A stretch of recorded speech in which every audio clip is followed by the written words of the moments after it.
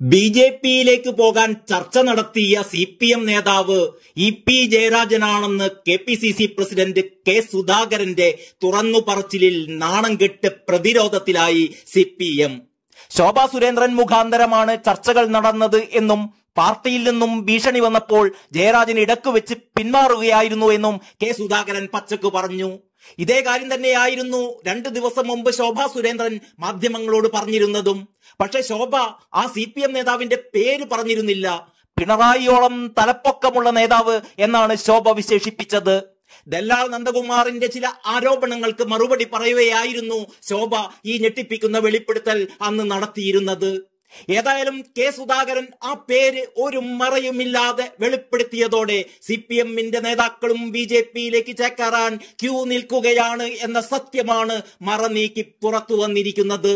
ശോഭാ സുരേന്ദ്രനും ഇ.പി. ജയരാജനും ചർച്ച നടത്തിയത് ഗൾഫിൽ വെച്ചാണ് എന്നാണ് സുധാകരൻ പറയുന്നത്.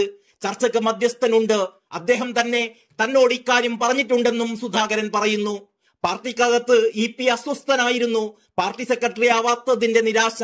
എം.വി. ഗോവിന്ദൻ സെക്രട്ടറി ആയതോടെ ഇ.പി. അവഗണിക്കപ്പെട്ട അവസ്ഥയിലായി.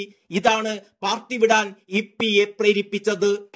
നിലവിൽ തിരുവനന്തപുരം മണ്ഡലത്തിലെ NDA സ്ഥാനാർത്ഥിയും കേന്ദ്രമന്ത്രിയുമായ രാജീവ് ചന്ദ്രശേഖറും ചർച്ചയിൽ പങ്കെടുത്തിട്ടുണ്ട് എന്ന് കെ. സുധാകരൻ പറയുന്നു.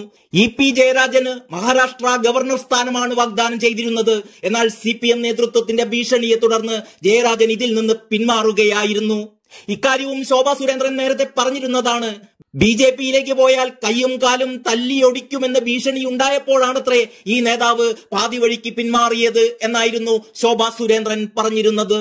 ഏതായാലും കെ. സുധാകരൻ ബി.ജെ.പിയിൽ പോയേക്കുമെന്ന് സി.പി.എം കൊണ്ടുപിടിച്ച് പ്രചാരണം നടത്തുന്നതിനിടെയാണ് ശരിക്കും സി.പി.എമ്മിൽ പോകാൻ കച്ചകെട്ടിയിറങ്ങിയത് സി.പി.എമ്മിന്റെ തലമൂത്ത ഈ നേതാവാണെന്ന ഞെട്ടിപ്പിക്കുന്ന കാര്യം സുധാകരൻ തുറന്നു പറഞ്ഞിരിക്കുന്നത്. സുധാകരനുമായി അടുത്ത ബന്ധമുള്ളവർ ബി.ജെ.പിയിലേക്ക് ചേക്കേറിയത് ചൂണ്ടിക്കാട്ടിയായിരുന്നു ഇടതു മുന്നണിയുടെ പ്രചാരണം ഇക്കഴിഞ്ഞ ദിവസങ്ങളിൽ ശക്തമായിരുന്നത്. എന്നാൽ തന്റെ പട്ടി പോലും ബി.ജെ.പിയിലേക്ക് പോകില്ലെന്നായിരുന്നു സുധാകരന്റെ മറുപടി.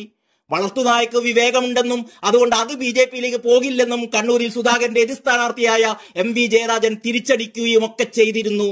ഏതായാലും സുധാകരനെതിരെ പ്രയോഗിച്ച അസ്ത്രം ബൂമറാങ് പോലെ സി.പി.എമ്മിന്റെ തൊണ്ടയിലാണ് തുളച്ചു കയറിയത്. ഇതോടെ സി.പി.എം ആകെ പ്രതിരോധത്തിലും അതിലുപരി നാണം കെട്ട അവസ്ഥയിലുമായി. നാണക്കേട് മറച്ചു വെച്ച് സുധാകരനെതിരെ വീണ്ടും അസ്ത്രമയക്കാൻ തന്നെയാണ് സി.പി.എമ്മിന്റെ ഇപ്പോഴത്തെ ശ്രമം എന്നതാണ് ഏറെ കൗതുകകരം.